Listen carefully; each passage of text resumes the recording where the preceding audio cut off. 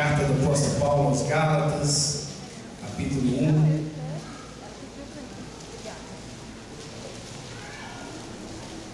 Amém, irmãos? Agora essa emoção não. Estava meio rouco, agora fiquei forte. Amém. Capítulo 1, versículo 6. Está escrito assim: admira-me que estejais passando tão depressa daquele que vos chamou na graça de Cristo para outro evangelho, o qual não é outro, senão que há alguns que vos perturbam e querem perverter o evangelho de Cristo. Mas ainda que nós, ou mesmo um anjo vindo do céu, vos pregue evangelho que vá além do que vos temos pregado, seja anátema. Assim como já dissemos, e agora repito: se alguém vos pregar evangelho que vá além daquele que recebestes, seja anátema. Amém? Meus amados, esse tema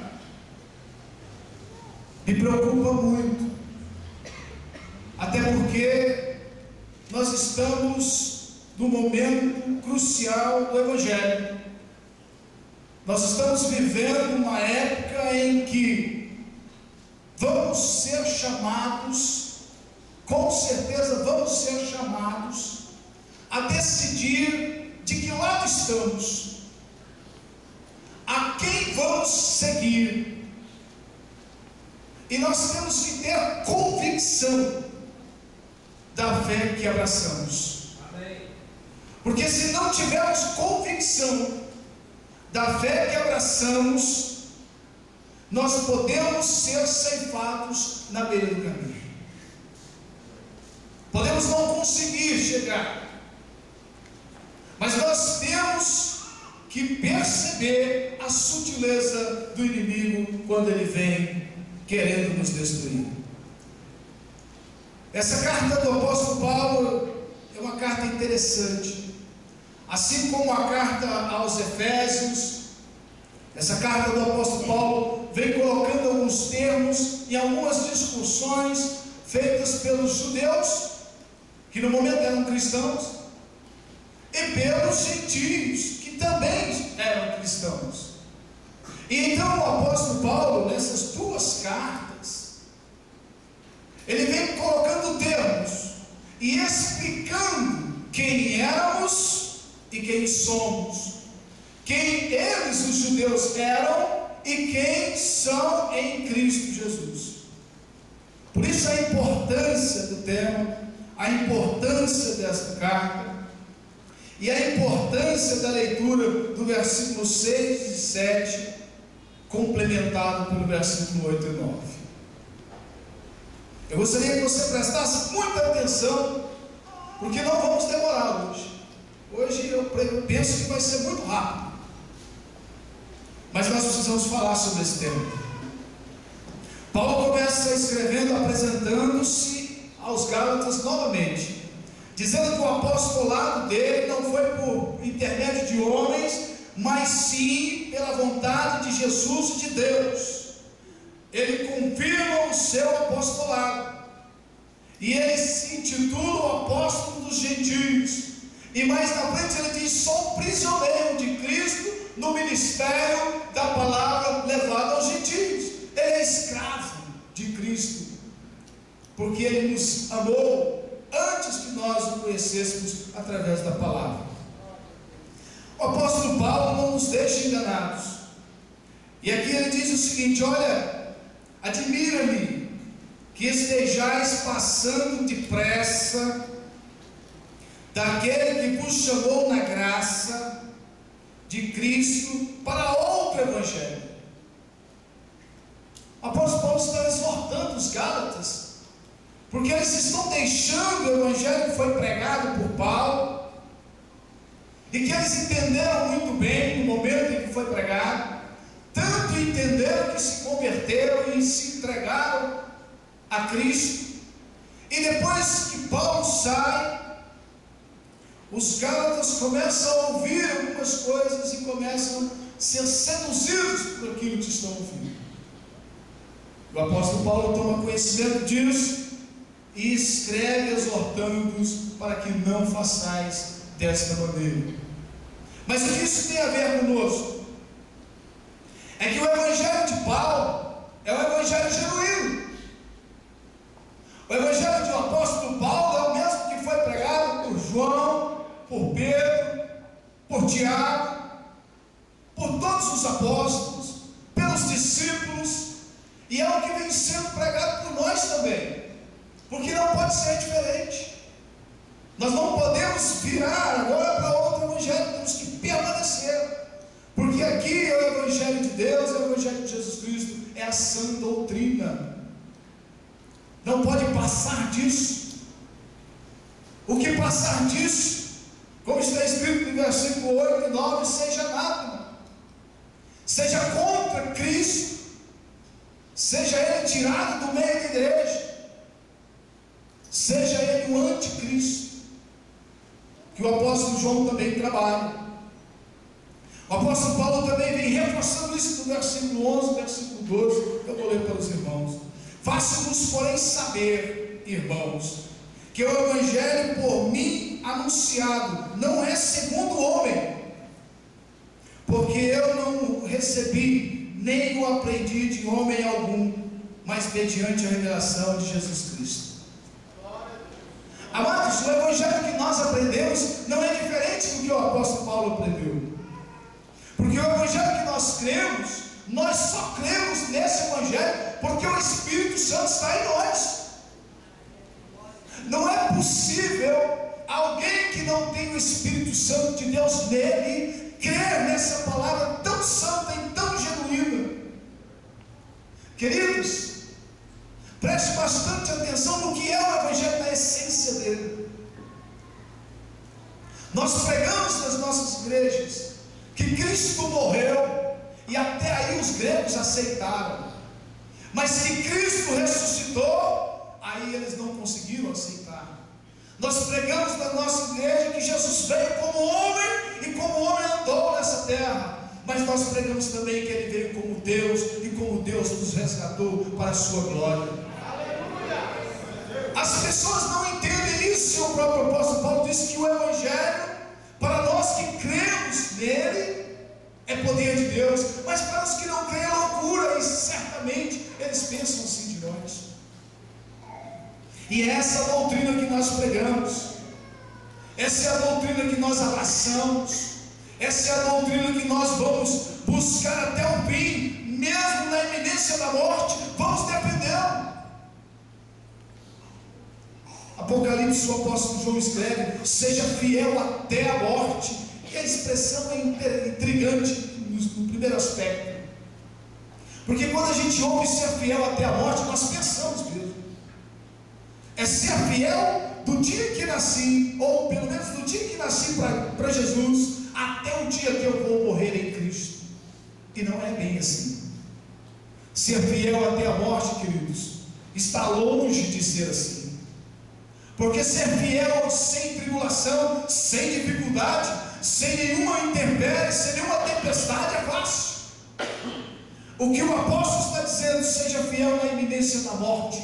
Quando vier te confrontar se você é de Cristo ou é de Belial, diga, mesmo tendo que morrer, que eu sou de Cristo. E se para ser de Cristo é preciso morrer como ele morreu, nós morreremos, mas nele temos vida eterna. É isso que é ser fiel até a morte. E é para isso que nós fomos chamados. Já morremos para o mundo e vivemos para Deus. O apóstolo Paulo, escrevendo aos Romanos, nos entrega essa verdade, nos dá essa segurança. Mas o inimigo é astuto, ele é muito estrategista. Engana-se quem pensa que Satanás é bobo.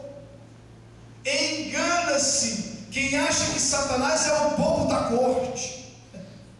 Cuidado com ele, queridos. Eu já ouvi o próprio Satanás entregar mensagens a alguns pregadores e dizer: pisa na cabeça do diabo, ele está te enganando, mentindo para você, porque quem pisa na cabeça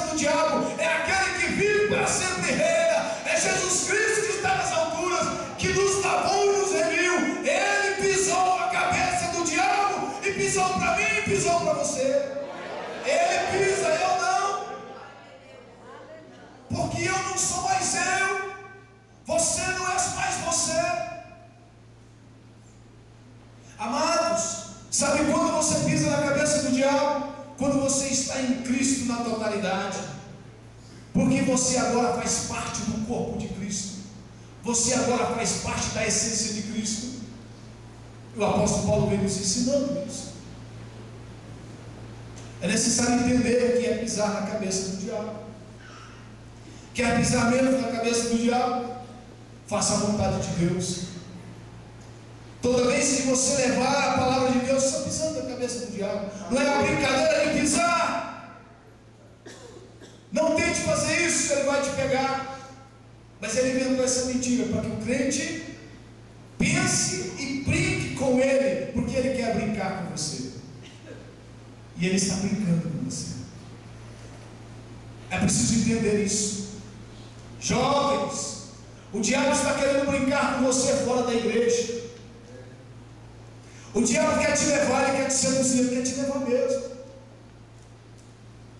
Tiago diz que o pecado, primeiro ele nos atrai, depois ele nos seduz, e depois de estar seduzido, ele gera em você, e depois dele gerado, é a morte o resultado. O apóstolo Paulo diz que o salário do pecado é a morte, mas também nos dá a saída, o dom gratuito de Deus é a vida eterna em Cristo Jesus. O diabo agora quer ser seu amigo. Não tem problema. Você pode fazer e acontecer, não tem problema. Nós podemos praticar o ecumenismo. Você vem num centro espírita, recebe um passe, depois vai na igreja. Somos ecumênicos. Nós não somos. Nós nunca fomos. Nós nunca seremos. Porque fomos lavados dessas coisas e remidos porque Ele nos ama e se entregou por nós. Não somos ecumênicos. Somos filhos de um só Pai, servimos a um só Deus e vamos nos encontrar com Ele na glória. Não somos ecumênicos. Não há concessões nessa relação com Deus. Não há meio termo. Você está entendendo isso? Não há meio termo. A linha que divide Cristo do mal, você não pode sair dela. Olhe para Jesus, Ele é o alvo a ser alcançado. Estamos na caminhada da fé, de glória em glórias vamos chegar. Ele está voltando. Para aqueles que não acreditam que Ele está voltando, Ele está voltando. Na época do apóstolo Paulo, eles se apresentaram como os judaizantes. Eles queriam, porque queriam que os crentes que adivinham do gentilismo se circuncidassem. O que significa isso?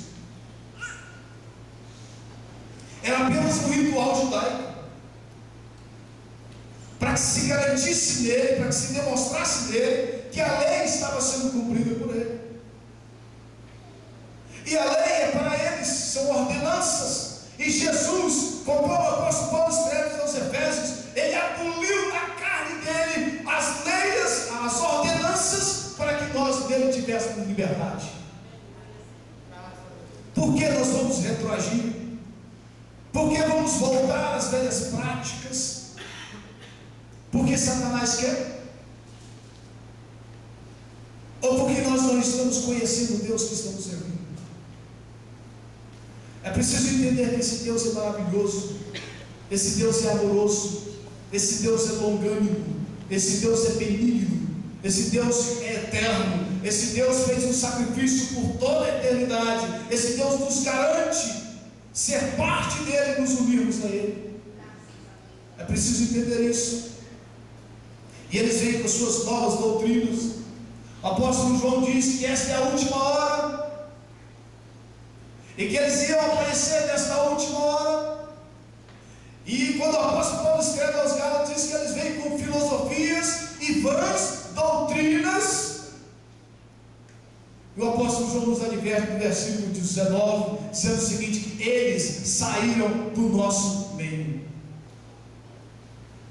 Jesus também fez a mesma coisa, queridos.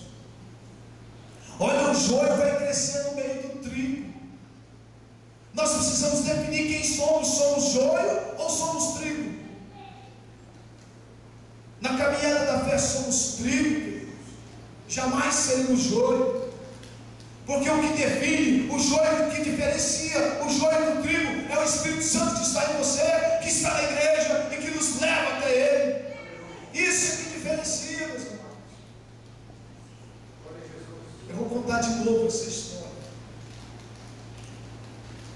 Na escola dominical, um aluno me perguntou: pastor, como é que eu sei que eu tenho o Espírito Santo em mim? Aí foi complicado. Aí veio na hora o estalo. Isso não é da gente, isso é do Espírito que está na gente.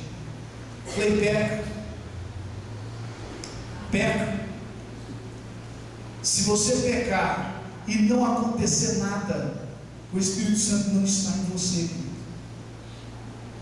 Mas se você pecar e esse pecado te incomodar, a ponto de você não conseguir conviver com ele, o Espírito Santo está em você. Porque ele está te dizendo: eu não consigo permanecer se você não se livrar dessa carga. É preciso voltar ao primeiro amor, é preciso se arrepender, confessar e deixar esse pecado. É preciso que você tenha a sensibilidade espiritual de entender a voz do Espírito Santo falando no seu íntimo, que ele precisa permanecer em você, que você precisa dele permanecer em você. Agora eles vêm com vãs filosofias, sutilmente dentro da igreja, querendo ceifar os escolhidos. Ainda bem que o Espírito Santo não nos deixa só. Entenderam isso? Eles vêm também hoje, um pouco mais atrás, na época da reforma, vieram como os fariseus, vieram como os gnósticos, vieram como os papistas. Se bem que entre os papistas e os maniqueus e os gnósticos tem uma diferença, porque os papistas já definiram quem eles eram. Eles já iam e defendiam o que eles queriam, muito embora estivesse contrário à palavra de Deus, mas eles já definiram: defendemos o Papa. Mas o restante não. Escreviam seus panfletos e distribuíam, disseminavam no meio do povo. Faziam seus desenhos, rabiscos e disseminavam no meio do povo. Não me parece, não nos parece que hoje está acontecendo a mesma coisa?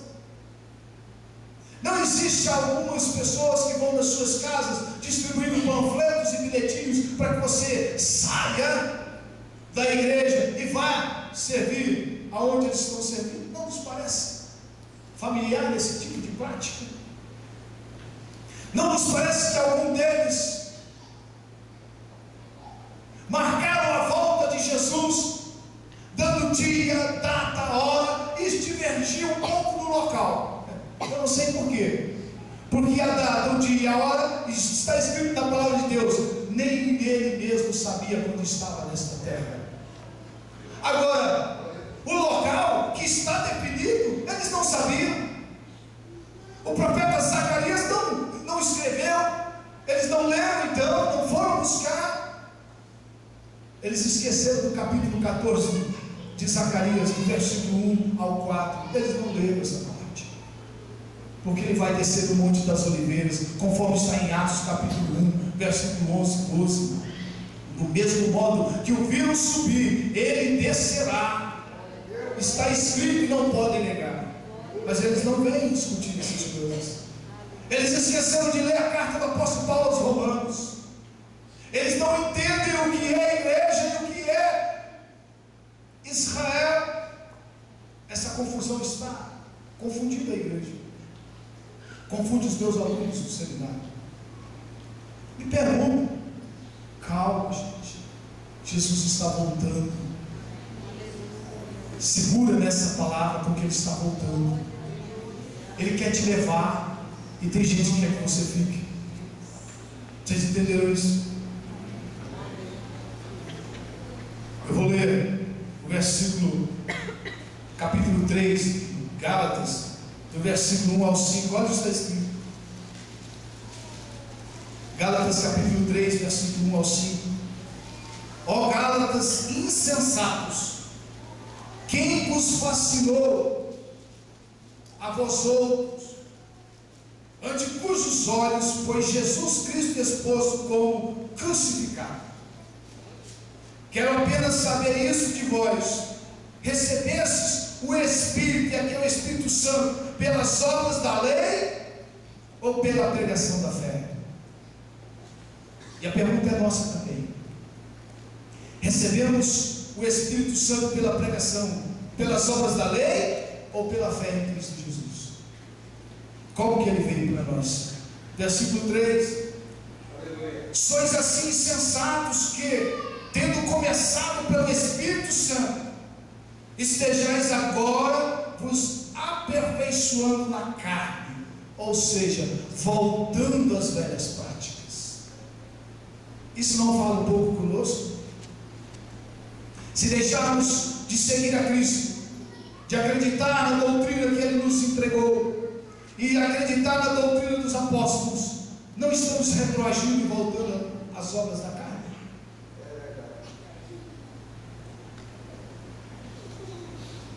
Terá sido em vão que tantas coisas sofrestes, se na verdade foram em vão aquele, pois que vos concede o Espírito Santo e que opera milagres entre vós, porventura o fez pelas obras da lei ou pela pregação da fé?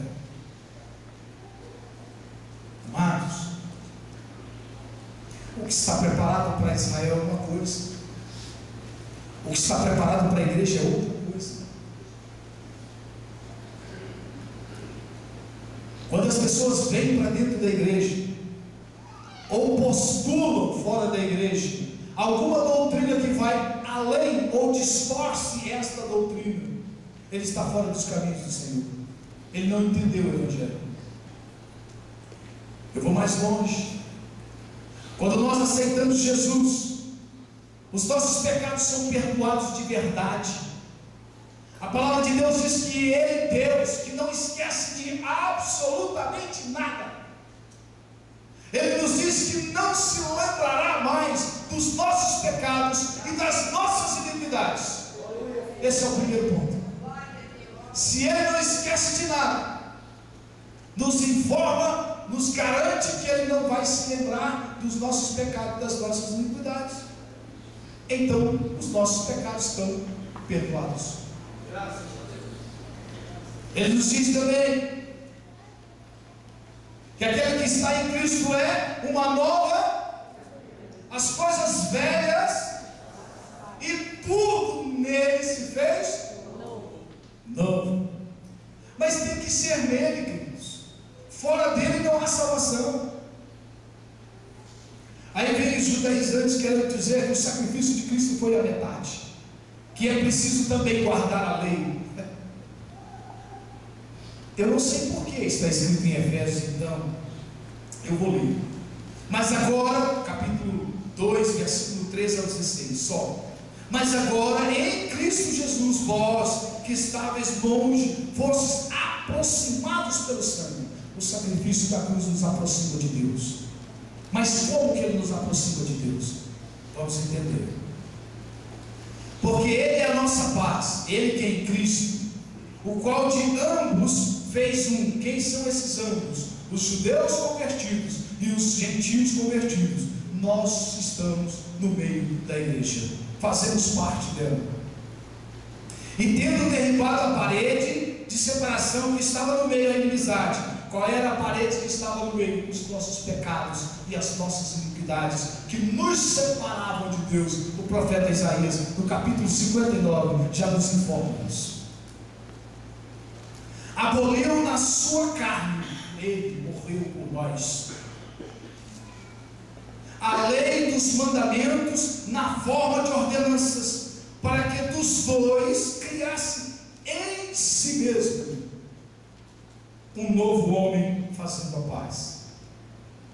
Versículo 16: e reconciliasse ambos em um só corpo com Deus, por intermédio da cruz, destruindo por ela a inimizade. Queridos, eu não entendo esse texto senão da seguinte forma: que quando Jesus diz que Ele fez dos dois, judeus convertidos e gentios convertidos, um só ser nele, eu não posso me esquecer que eu sou parte dele agora. Nós não podemos nos esquecer que nós somos parte dele agora. Eu não sou mais eu. É Cristo que vive em mim. Você não é mais você. Cristo vive em você. Você é membro do corpo de Cristo. E o que é ser um membro de um corpo? É fazer parte desse corpo. Eu não entendo diferente. Mas claro do que está aqui, só se Jesus vier e mostrar para nós o que é um corpo místico. Porque a igreja é um corpo místico de Cristo. Vocês entenderam isso? Se você quiser dar glória a Deus, pode, porque Ele fez isso para nós. Ninguém poderia fazer isso. O apóstolo João, quando vai ao terceiro céu, ele diz: olha, olhei e não tinha ninguém que pudesse abrir o livro e nem desatar os seus selos. O ancião de dias disse: olha, não, fique tranquilo, não chore, porque ele venceu, o Cordeiro venceu para abrir o livro e desatar os seus selos. O que está dizendo isso? É que ele já venceu por nós. Agora eu também não entendo como as pessoas imaginam que a igreja precisa passar por uma tribulação. Gente, como é a tribulação da igreja? Pastor Ricardo pregou aqui sobre desertos. Eu não sei se todos se lembram, mas eu me apaixonei por aquela mensagem. Pedi ela e me deu. É meu amigo, me deu a mensagem. Não preguei não, estou ruminando ela aqui porque é boa. Aquilo é coisa boa. Pastor Ricardo pregou sobre desertos. E aí nós vamos entender o que é a igreja. Porque a confusão é notória. Olha, nós temos um hino que nós cantamos que não tem nada a ver com a verdade. Fala assim que Jesus é a oliveira verdadeira. Queridos, Jesus não é a oliveira, Jesus é a videira. Oliveira é Israel, o champuzeiro é nosso, éramos nós, agora não. Agora não. Jesus é a videira verdadeira, queridos. Oliveira é Israel. Nós não fomos enxertados em Israel, nós fomos enxertados no ramo perfeito que nasceu da nação de Israel, que se chama Jesus Cristo, nosso Senhor e Salvador. Nele sim nós estamos. Não dá. Não dá. Como é que Deus tratava com Israel no deserto, queridos? Lançava uma nação e levava os cativos. Como é que Deus trata com você no deserto? É no âmbito natural ou no âmbito espiritual? Como é que a profecia de Joel foi cumprida para a igreja e ainda não foi cumprida para Israel? Porque para Israel é no âmbito natural, mas para nós já se cumpriu, nós já recebemos o reino já está em nós, o Espírito Santo de Deus está dentro de mim e dentro de você. O reino de Deus está dentro de vós. E quem disse isso foi Jesus. Não sou eu que estou dizendo, é Ele que disse. E eu prefiro acreditar nele do que me envolver com outras doutrinas. Jesus falou a verdade. Jesus é a verdade. Entenderam isso? Há igrejas, queridos, como o apóstolo Paulo fala em a carta aos Efésios, nossa luta não é contra a carne, não é no mundo natural, mas é contra principados e potestades, é no mundo espiritual. Eu não posso entender, lendo a palavra de Deus, eu não posso entender de forma nenhuma que Jesus veio para me levar junto com Israel. Sabe por quê? Porque nós entramos pela porta que se chama Jesus Cristo, mas eles não aceitaram. O que está escrito no Evangelho de João, capítulo 1, versículo 11: veio para o que era seu, os seus não o receberam, mas todos quantos receberam. Quem o recebeu? Nós. A igreja o recebeu. Nós estamos agora dentro do corpo de Cristo. Você entendeu isso? Queridos, Jesus está vindo nos buscar. Eu espero ansiosamente Jesus vir me buscar. Você precisa esperar ansiosamente Ele vir te buscar. Glória a Deus, aleluia. Viva hoje como se Ele viesse agora. Viva sempre como se Jesus estivesse batendo na sua porta. Porque Ele está batendo na porta do seu coração, do seu ser. E Ele está te dizendo todos os dias: eu estou voltando. Eu estou voltando. Aqueles que não entendem isso pensam que nós estamos loucos, esperando Ele chegar. E Ele vai chegar. Eu penso, assim como o apóstolo Paulo e o apóstolo Pedro pensavam há 2000 anos atrás, que era a última hora, e que num minuto, num abrir e fechar de olhos, Ele virá. E nós, os que tivermos vivos conforme o apóstolo Paulo prega, escrevendo aos Coríntios, nós, os que tivermos vivos na época dele, ele já esperava para aquela época. Se ali era a última hora, conforme o apóstolo João diz, e agora? Que hora é? Jesus está aqui. Ele está voltando. Aproveite a oportunidade de declarar isso. Aproveite o Espírito Santo que está em você e te dá forças para declarar isso. Você percebeu isso? A nova criatura, ela é feita segundo o modelo de Cristo. E o modelo de Cristo é perfeito. E essa nova criatura, ela não tem defeitos. Agora, por que nós ainda temos defeitos? Por que nós ainda temos defeitos? Se a palavra de Deus diz que nós somos nova criatura, que as coisas velhas passaram, tudo se fez novo, por que ainda morremos? Por que ainda sentimos dor? Porque lá nós não vamos sentir. Mas por que isso acontece conosco ainda? Gente, aqui tem mulheres grávidas. Por que você sente dor de parto ainda? Por quê? As doenças ainda vêm sobre nós.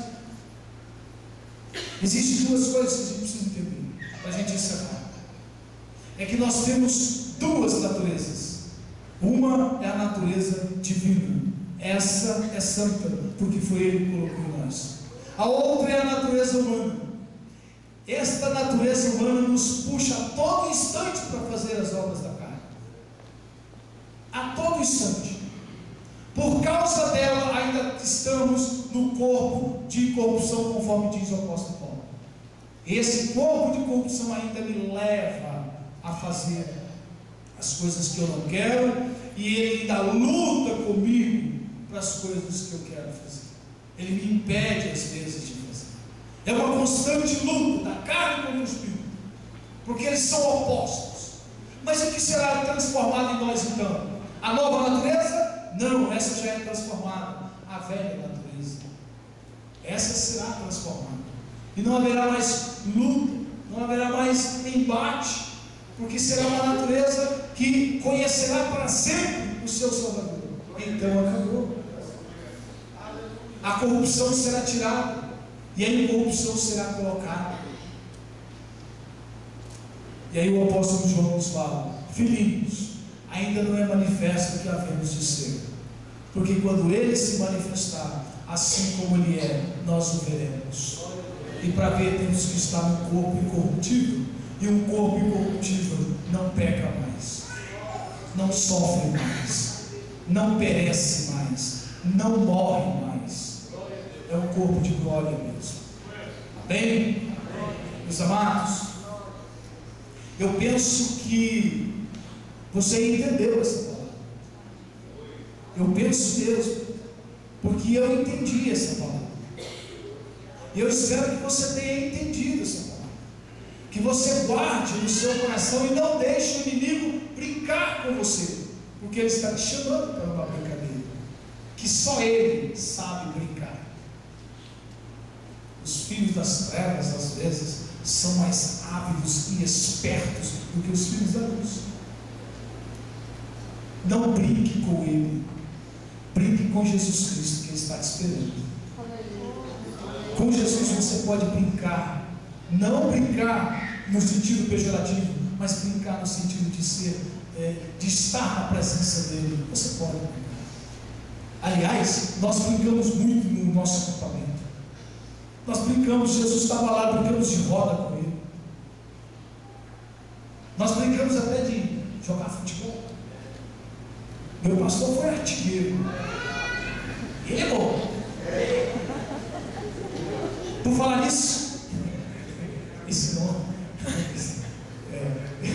Jesus vai escalar o senhor de centroavante lá no céu, naquela brincadeira nossa. Mas não é agora não. Então, gente, nós temos liberdade em Cristo Jesus. Nós não estamos presos pela lei, porque Jesus cumpriu a lei por nós.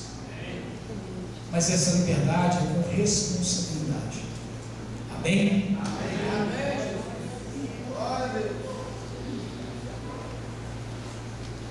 Fique de pé.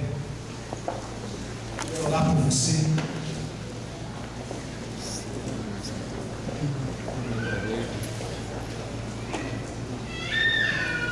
Eu quero orar por você para que os frutos do Espírito, o fruto do Espírito possa fazer a morada mesmo em você, para que você possa praticar o fruto do Espírito que está em você.